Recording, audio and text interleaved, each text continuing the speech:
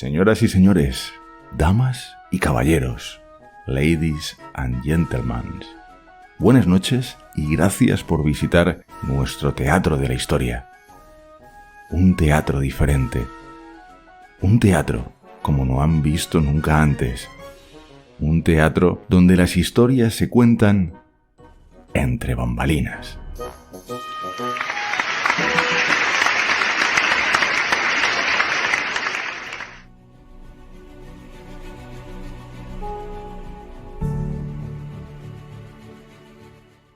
La esencia de los nacionalismos es la radicalidad.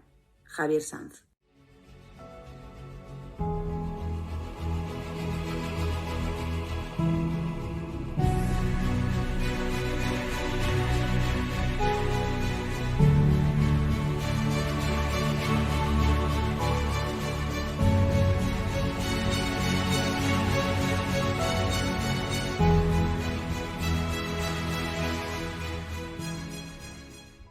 Buenas noches y bienvenidos a la historia entre bambalinas. Para aquellos que escucháis el programa por primera vez, mi nombre es María Barbancho, soy escritora y locutora de radio y una de mis pasiones es la historia. Por esa razón, hace cosa de un mes me aventuré en crear este canal y bueno, es prácticamente un recién nacido, pero ojo, que ya tiene sus seguidores, pocos pero muy buenos. Así que te invito a que conozcas el canal y si te gusta, te suscribas y actives la campanita para no perderte el estreno de cada lunes a las 12 de la noche. Esta semana, la historia que os he traído forma parte de esa historia oscura de nuestro mundo, tan oscura y aterradora que después de 88 años, concretamente el 30 de enero, se cumplirán 89 años de ese aciago día para Alemania, Europa y el resto del mundo, cuando Adolf Hitler se convirtió en canciller de Alemania, y 76 años desde que finalizó la Segunda Guerra Mundial y con ella cayó el régimen nazi, que su historia y su recuerdo siguen sorprendiendo y estremeciendo a partes iguales, y que hoy, 8 de noviembre de 2021, vayamos a hablar sobre ello. Cuando oímos la palabra nazi o nazismo, de inmediato nos viene a la cabeza Hitler, Himmler, el Holocausto, las cámaras de gas, pero todo eso, y de lo que tanto se ha nutrido la literatura y el cine, es solo una parte de todo aquel engranaje de terror y muerte que fue el régimen nazi. Los mismos que vencieron a Hitler y a su tercer Reich milenario fueron los primeros en no darle demasiada importancia ni publicidad, pues lo que realmente les interesaba eran los gerifaltes nazis, apresar a los máximos posibles y en un macrojuicio sentarlos frente a la justicia para que respondieran por sus crímenes. Y en esa purga del organigrama nazi no fueron igual de escrupulosos en lo referente a las muchas mujeres que, desempeñando distintos cometidos dentro del régimen, contribuyeron no solo al ascenso de Hitler y los nazis al poder, también a que aquella maquinaria de muerte y terror que desplegó el nazismo desde el mismo instante que tuvieron representación en el gobierno alemán fuese un éxito. Esta noche descubriréis el papel tan determinante que tuvo la mujer alemana de las décadas de los años 20, 30 y 40 del siglo XX para que un régimen tan terrorífico como el nazismo alcanzase el poder, se asentase en él, desencadenara una guerra mundial, asesinara a más de 3 millones de seres humanos por el mero hecho de ser judíos y que, sirviéndose del terror, la tortura despiadada y el asesinato, extendió por toda Europa una ideología donde los considerados seres inferiores o subhumanos, como los calificaban, y que iban más allá de la comunidad judía. En esos grupos entraban los gitanos, los eslavos, los homosexuales, los enfermos, los discapacitados psíquicos y físicos y un largo etcétera de seres humanos que no entraban en el prototipo ario, debían ser aniquilados, eliminando con esa política eugenésica a cualquier ser humano que no tuviera una vida digna de ser vivida. Y son palabras textuales del mismo Adolf Hitler. En definitiva, una ideología basada en la pureza de la sangre y en la raza aria, y un régimen que supo movilizar como nunca antes ni nunca después a las mujeres a tan gran escala. Y os voy a dar un pequeño avance. En 1939, de los 40 millones de mujeres del Reich, 12 millones estaban afiliadas a alguna organización del partido nazi. Y durante los años que duró el nazismo, 500.000 auxiliares se incorporaron a los servicios de la Wehrmacht. otras 500.000 sirvieron en los territorios ocupados en el este y se formaron más de 600.000 enfermeras que serían determinantes en el engranaje de esa política de pureza racial. Esta noche podéis estremeceros, podéis indignaros, podéis incluso no creerlo, pero ocurrió, aunque parezca increíble o mentira. Ocurrió y debe saberse, tal vez para que ningún fanatismo, ningún populismo barato, sirviéndose del desencanto, de la desesperación y del enojo de los ciudadanos, arrastre de nuevo a la humanidad a otro episodio oscuro como aquel, a otro régimen de terror y muerte. Después, cuando termine el capítulo de hoy, cada uno de vosotros y vosotras decidirá o no si fueron meras espectadoras de los crímenes nazis, cómplices o simples asesinas, si se vieron obligadas por las circunstancias o si pudieron elegir no formar parte de esa maquinaria de muerte y en cambio eligieron quedarse. Pero no olvidéis que estamos aquí no para juzgar, sino para conocer y aprender de lo que nunca debió pasar.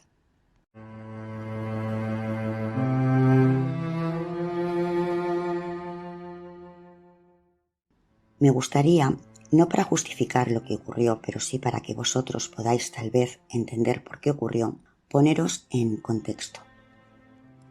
La Primera Guerra Mundial acaba de finalizar y el Imperio Alemán no solo ha perdido la guerra, también es duramente castigado y culpado de iniciar el conflicto y de ser el único responsable del mismo, quedando así estipulado en el artículo 231 del Tratado de Versalles y exigiéndole por ello las reparaciones económicas de los desastres de la contienda.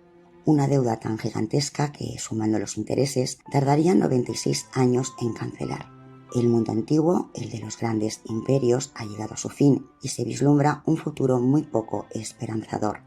El país está sumido en la más absoluta ruina tras la firma del Tratado de Versalles, para los alemanes el Diktat, pues jamás fue un acuerdo entre partes, sino las imposiciones de los vencedores que con ese pacto desmembraron el país en todos los ámbitos: el social, el económico, el territorial, el militar, el industrial y también el agrario. Situación que se agravó gracias a un gobierno incapaz y endeudado y con una hiperinflación que tenía a la población condenada a los racionamientos y a la más absoluta miseria. De 1921 a 1923, Alemania sufrió la tal vez mayor inflación de su historia. Y os voy a poner algunos ejemplos muy ilustrativos de aquella situación.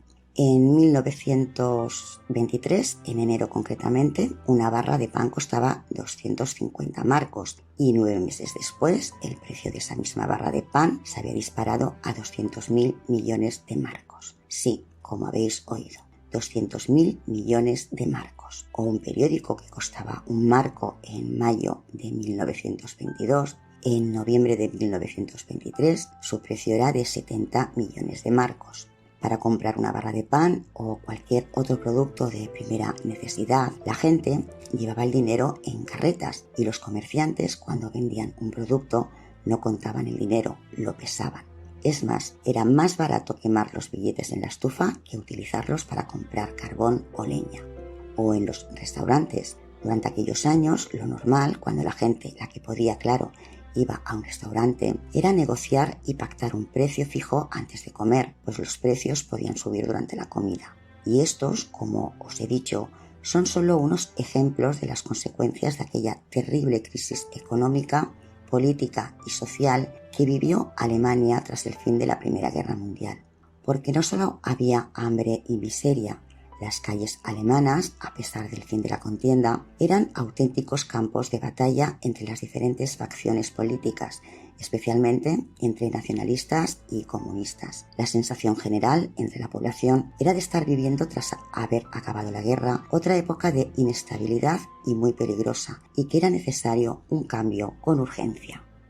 Y en ese contexto, las mujeres alemanas, aterrorizadas ante semejante panorama de caos y desestabilización, perdieron la confianza en sus políticos y en la democracia de la República de Weimar. Desencantadas y frustradas por la pobreza, con sus maridos en el paro o tullidos por culpa de la guerra, exigían un cambio ya. Y tenían algo a favor, y es que desde 1919 tenían derecho a votar, y eso fue determinante. Muchas empezaron a interesarse por la política y a acudir a mítines, y muy especialmente a los mítines de un partido nacionalista que atraía multitudes a las cervecerías. Y lo sabemos porque las primeras activistas dejaron por escritos sus recuerdos de esos días en diarios, cartas y autobiografías. Y os voy a leer un pequeño fragmento del diario de una de esas activistas, Marianne Meineck, una ama de casa de 36 años. He escuchado por primera vez a un orador llamado Adolf Hitler.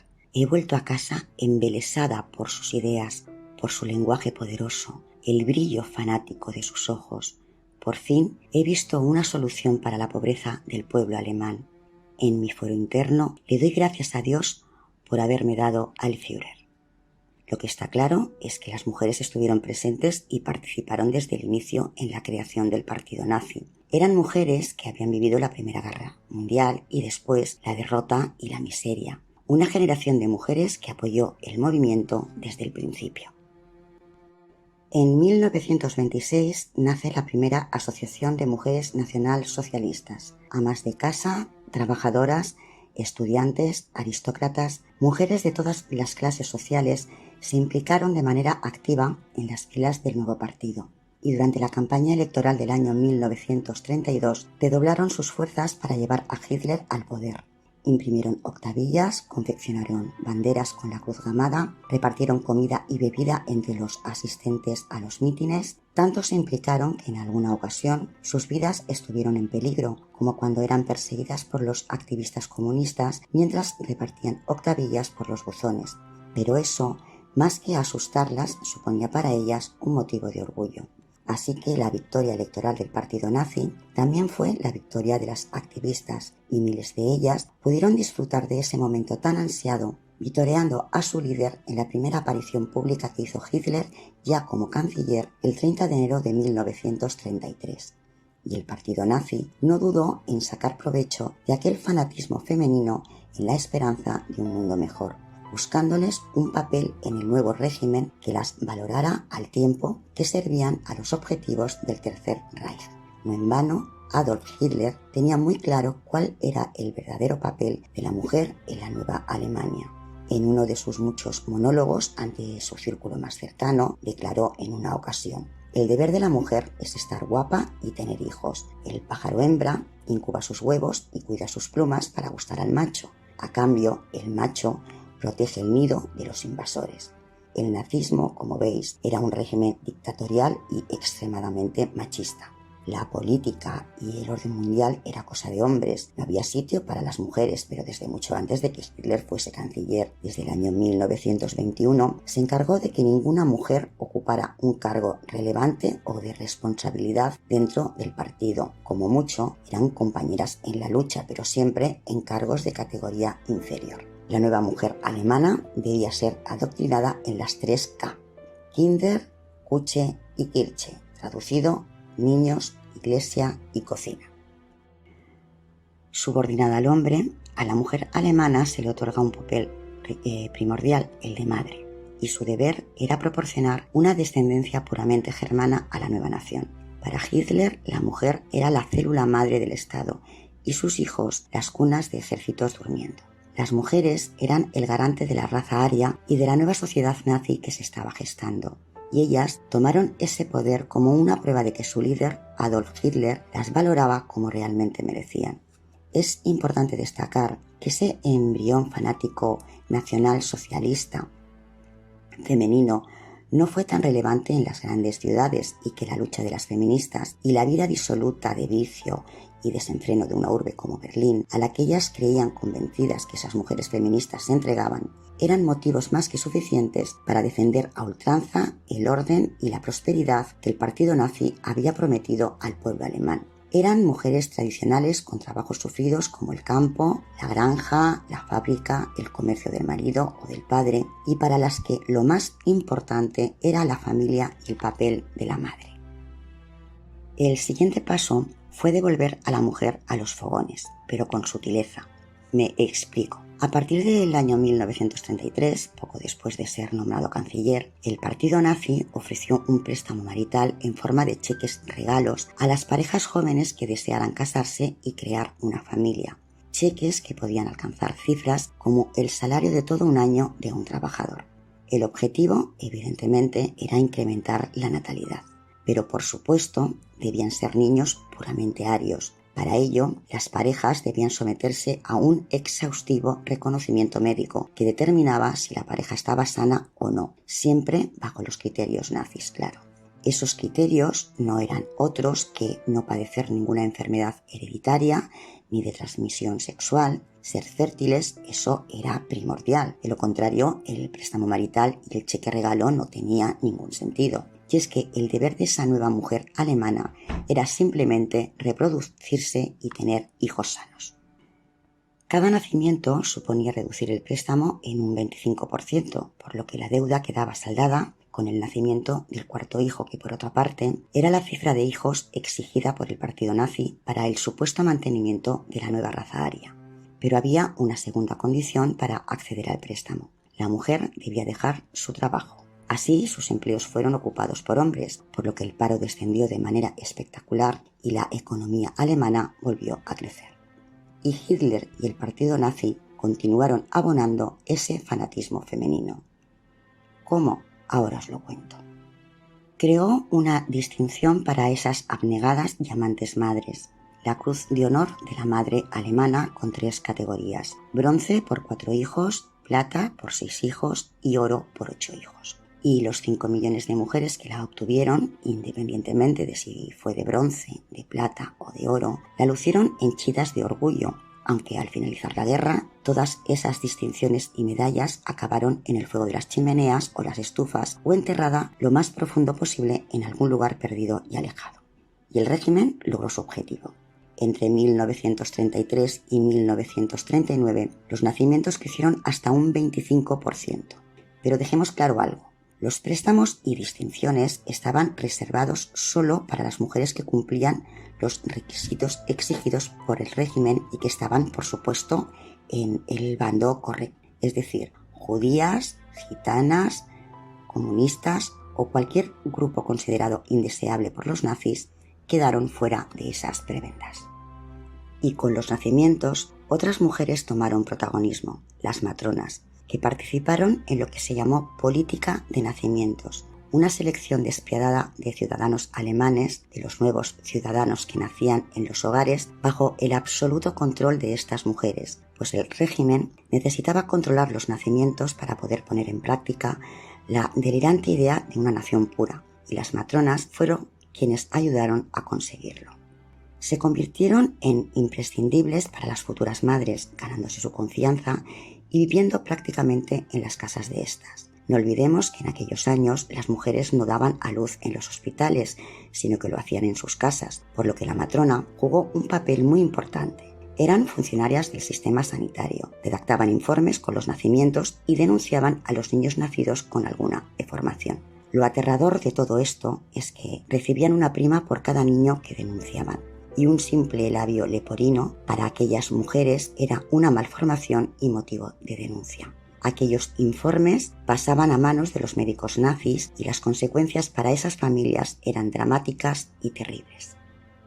Pero sin lugar a dudas, la medida más violenta que el régimen nazi adoptó en el marco de la política demográfica fue la esterilización masiva. Unos 100.000 hombres y unas 200.000 mujeres fueron esterilizados de manera forzosa. Pero a partir de 1939, el régimen nazi decidió dar un paso más en esa espiral de terror y muerte, tomando la decisión de eliminar a cualquier ciudadano que no se ajustase al ideal nazi, poniendo en práctica la teoría de la higiene racial, basada en la absurda y descabellada idea de que, eliminando a todas las personas que tuvieran enfermedades hereditarias, matando a todas esas personas que padeciesen una enfermedad, se evitaba el peligro de que se transmitiesen a las nuevas generaciones.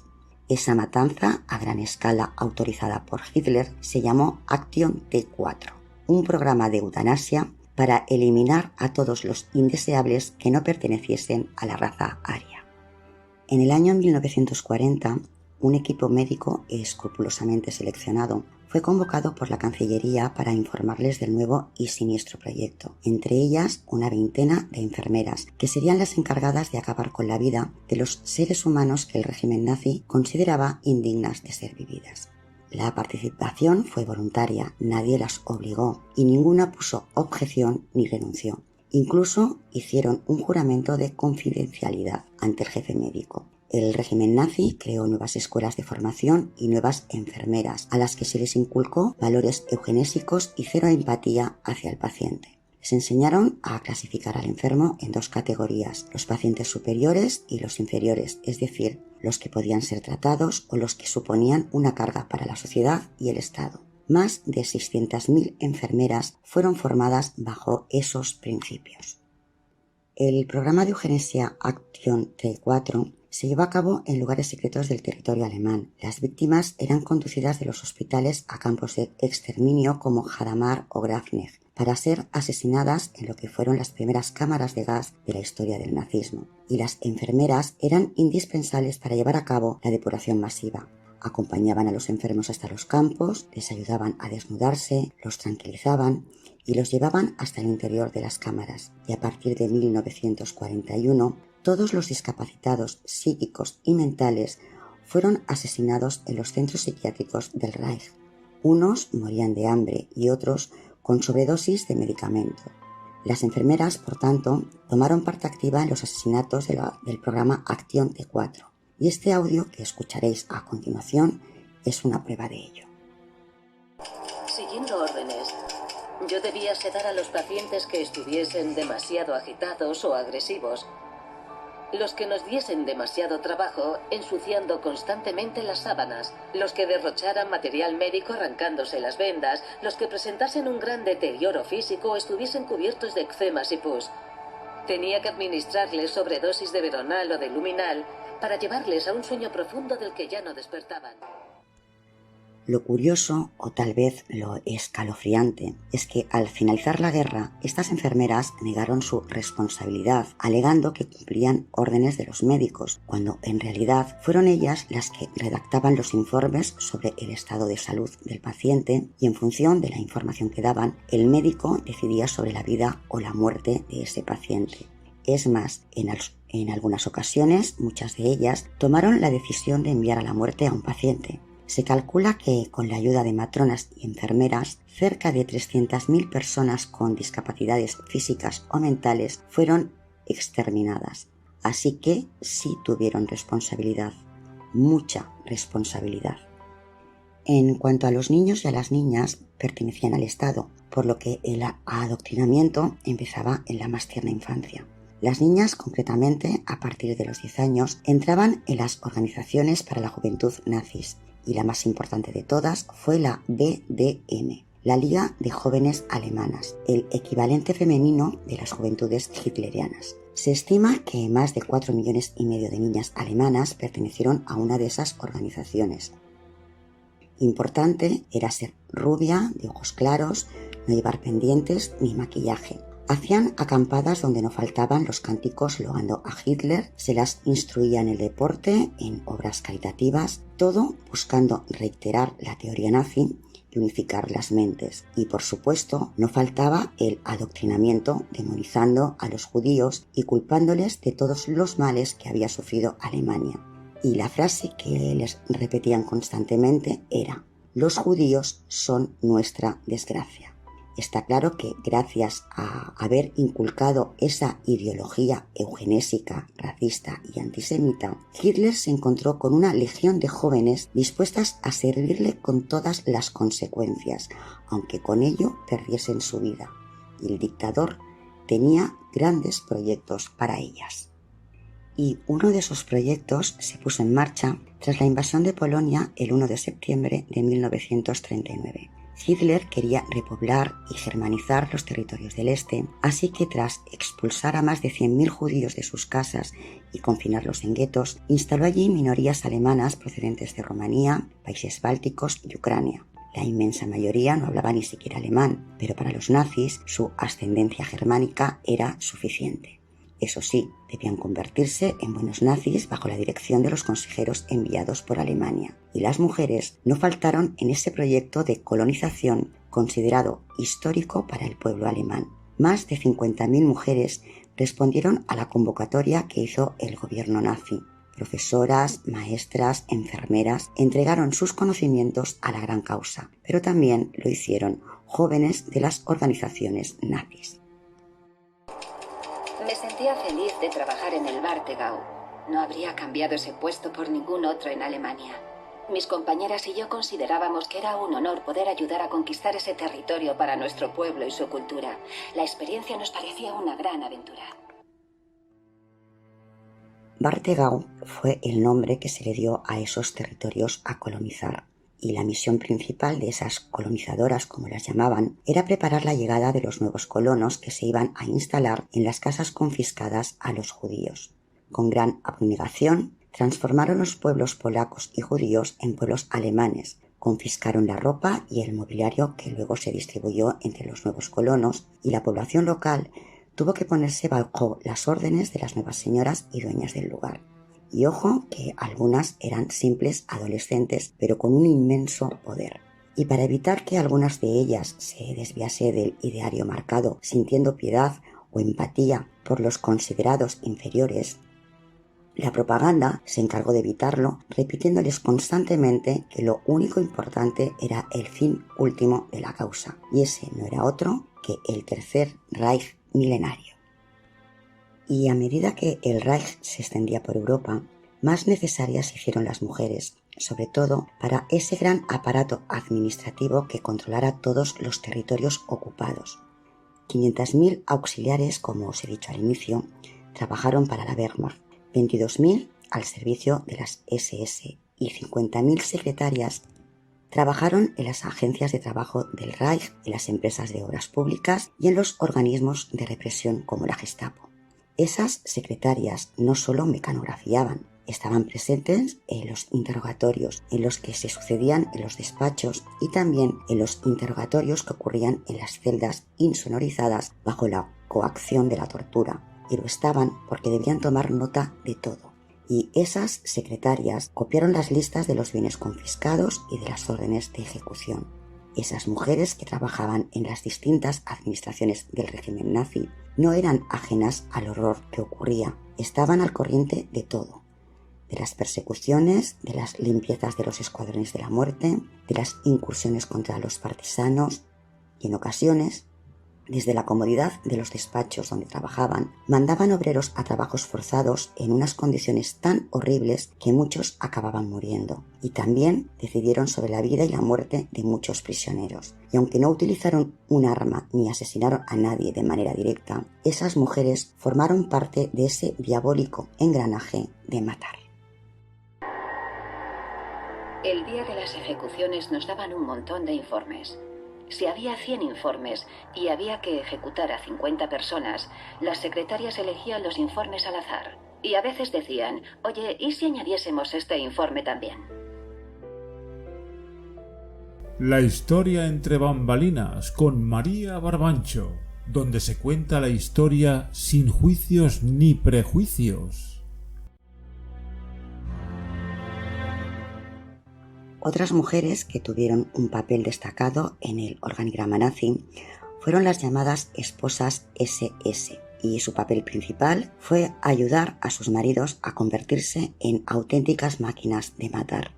Las tropas de las SS eran la élite del Tercer Reich y algunos pertenecían a los Einsatzgruppen, los escuadrones de la muerte de las SS, que ejecutaron a cientos de miles de personas, especialmente en el frente oriental.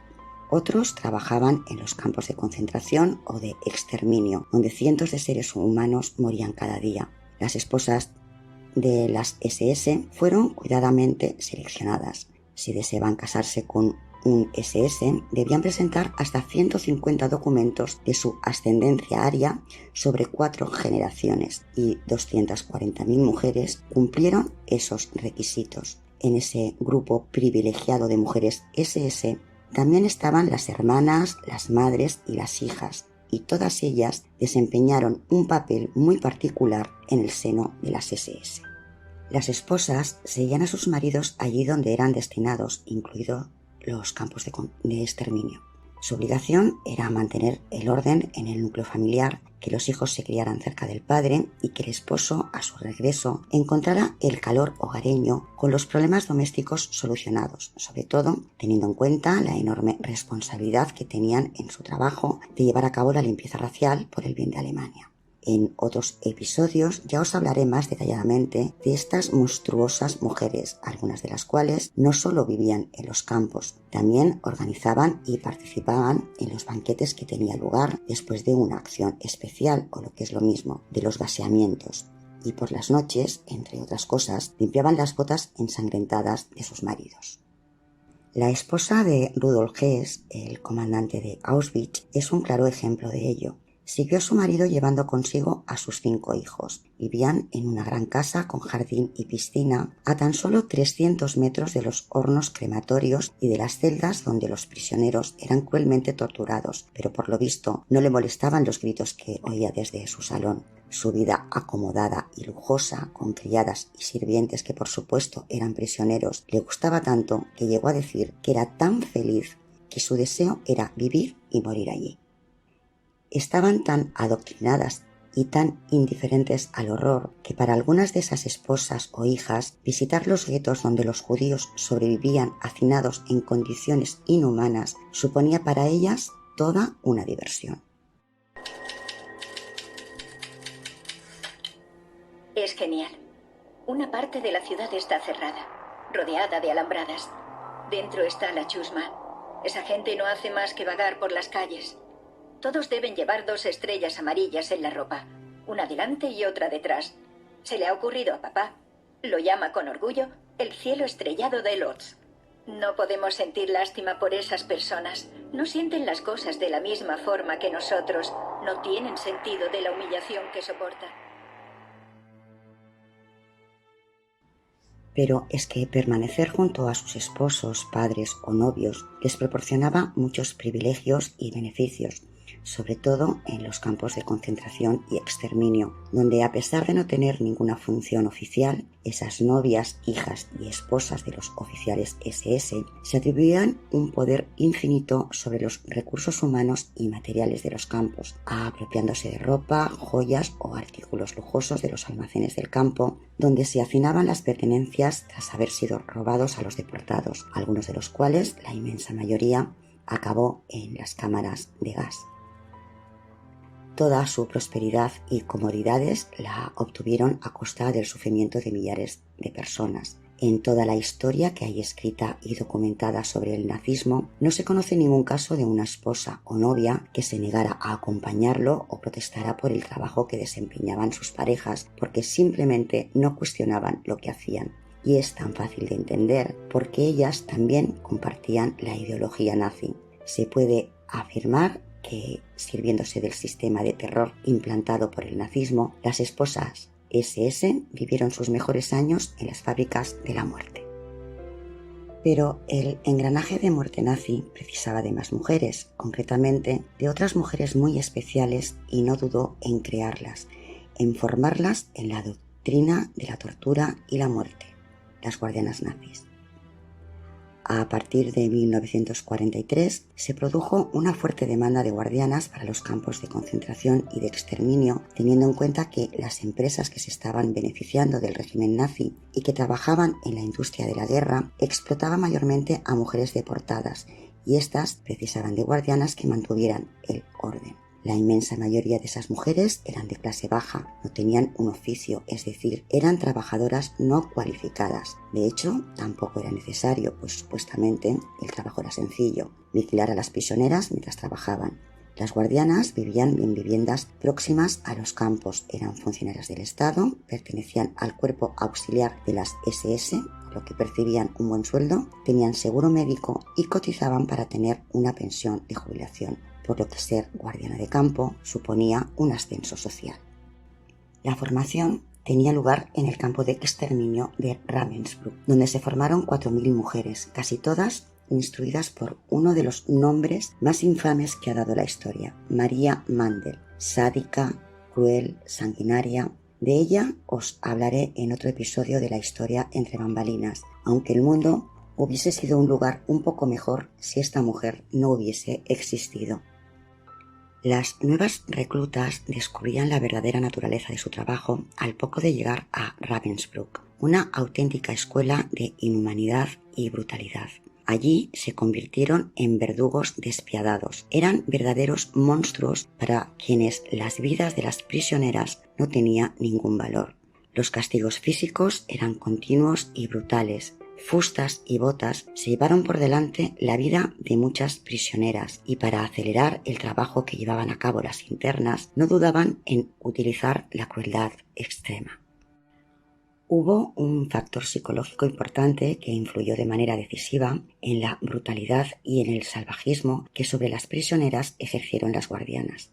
Cuando alguien de clase baja, sin aspiraciones y que muy posiblemente jamás hubiese destacado en nada en la vida, encontrarse de repente con tanto poder como decidir sobre la vida y suerte de otras personas consideradas inferiores e indignas de vivir, fue un factor determinante para ese comportamiento bárbaro e inhumano. Durante los últimos años de la guerra fueron dueñas y señoras de las vidas de millares de prisioneras. Crueles y despiadadas, como descubriréis en próximos episodios, las guardianas nazis contribuyeron al sufrimiento y a la muerte de millones de mujeres en los campos de concentración y de exterminio nazis. Igual que sus camaradas, los hombres, fueron culpables de crímenes contra la humanidad y, sin embargo, después de la guerra, muy pocas de ellas, como tampoco las enfermeras, las secretarias o las matronas, respondieron ante la justicia. Cuando en 1945 termina la guerra y el mundo se enfrenta al horror nazi, descubre también que las mujeres han formado parte de esa maquinaria de muerte y algunas de las guardianas, las más significadas y próximas al poder nazi, fueron detenidas, juzgadas y algunas ejecutadas, como Irma Grese, que con solo 22 años fue ahorcada y que, a pesar de su juventud, fue una de las guardianas más crueles, sádica y sanguinaria de aquellos años de terror. Por supuesto, la inmensa mayoría de ellas negaron su culpabilidad e intentaron minimizar sus actos, alegando que cumplían órdenes y que creían hacer lo mejor para Alemania y para el mundo. Y en el fondo es posible que el adoctrinamiento también ejecutado por el régimen nazi las hiciera creer que en verdad estaban haciendo una buena labor, que estaban salvando al mundo de las razas inferiores que tanto daño ocasionaban a la humanidad. De hecho, cuando declaraban, todas decían lo mismo, que se limitaban a vigilar a las prisioneras y que si en algún momento se sirvieron de la violencia, fue justificado. Lo único cierto es lo que os he dicho antes. La inmensa mayoría de las guardianas, enfermeras, matronas y secretarias escaparon a la justicia de la historia, desapareciendo con nuevos nombres o adoptando el apellido del marido cuando se casaban en esa nueva sociedad alemana que surgiría tras la guerra. Y la justicia colaboró en ello, ignorando por completo a algunas de las cómplices del terror nazi, como fueron las esposas y las secretarias. Las pocas que fueron llamadas a declarar lo hicieron en calidad de testigo contra sus superiores o maridos y no de imputada. Y la razón fue bien absurda, y es que los jueces partían del hecho de que por ser mujer no podía tener responsabilidad en los crímenes cometidos por sus maridos o superiores, lo que las absolvía por adelantado. Ya os advertí al inicio que la historia de hoy era oscura, pero todo cuanto os he narrado ocurrió, y lo que debemos aprender de este terrible episodio es que el ser humano corriente es capaz también de cometer las atrocidades más terribles y los crímenes más espantosos, movido solo por algo tan burdo e insignificante como puede ser una ideología.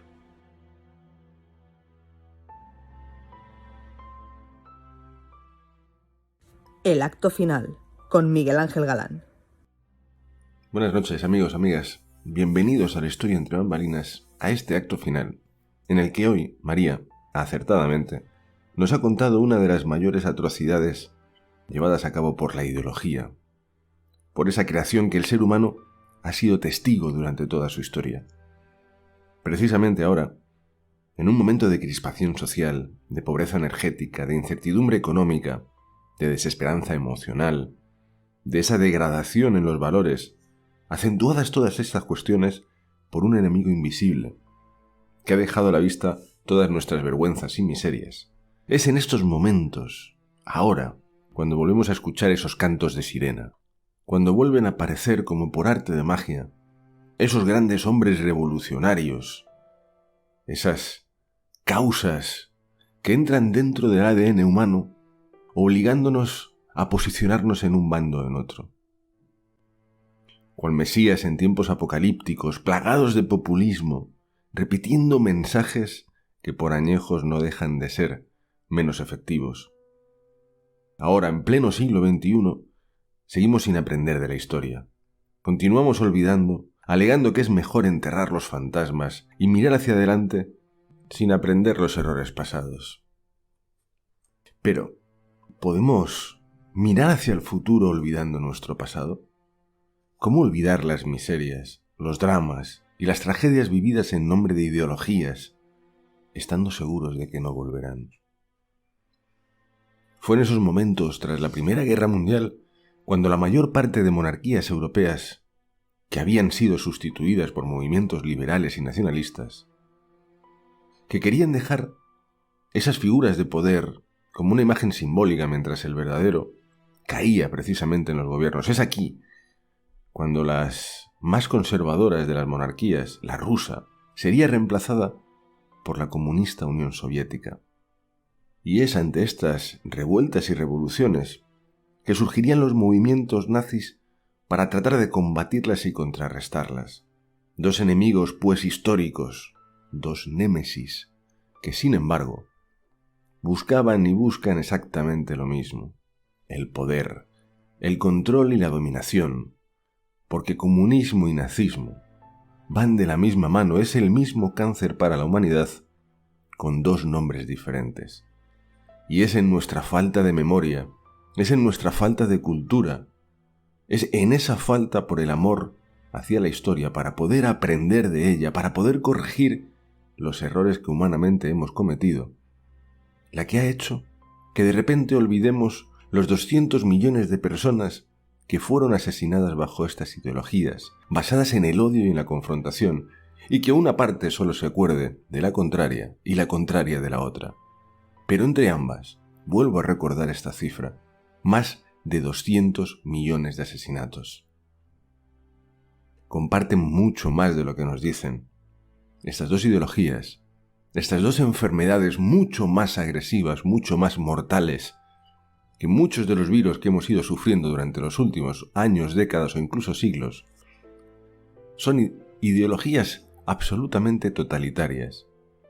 Una es una dictadura del proletariado, otra es una supremacía racial, ambas basadas en el odio y la confrontación, ambas basadas en dividir a la población, ambas basadas en el asesinato, el secuestro y la desaparición, ambas basadas en partidos únicos, cuya palabra es la ley.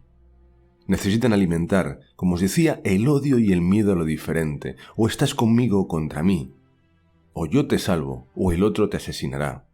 El uso del terror y de las purgas como arma de control, de dominación y de mantenimiento del poder.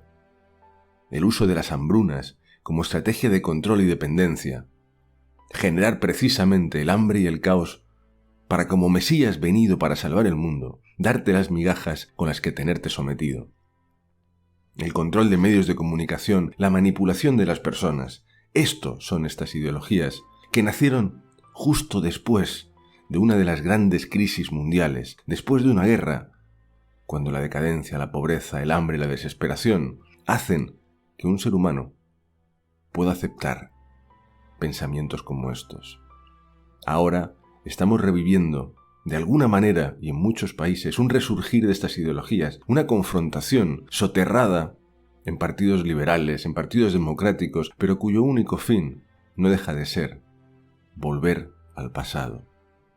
Por eso, para unos y para otros, la historia entre bambalinas, nos cuenta que debemos ser mucho más autocríticos, debemos ser mucho más conscientes de nuestra propia historia para aprender de ella, para entender que unidos somos más fuertes y que sólo así podemos vencer a estos mesías totalitarios que no buscan sino enriquecer sus propios bolsillos a cambio de las vidas de millones de personas. Gracias por escucharnos una semana más en un tema tan complejo y delicado, pero que estoy seguro que sabréis analizar, porque vosotros sois absolutos pensadores de esta historia entre bambalinas. Nos vemos en 7 días. La historia entre bambalinas con María Barbancho, donde se cuenta la historia sin juicios ni prejuicios. Y hemos llegado al final. Gracias una vez más por estar allí y por seguir el canal. No olvidéis darle al like si os ha gustado el programa de hoy y dejar vuestro comentario. Me encanta leerlos, de verdad. Compartir también el enlace en vuestras redes para que cada vez más gente conozca la historia entre bambalinas. Y si no estás suscrito, hazlo y súmate a estos viajes semanales por la historia. Recordad que la historia entre bambalinas también está en iVoox, Twitter, Facebook e Instagram. Nos escuchamos el próximo lunes. Hasta entonces os digo lo de siempre, vivir y disfrutar de vuestra propia historia.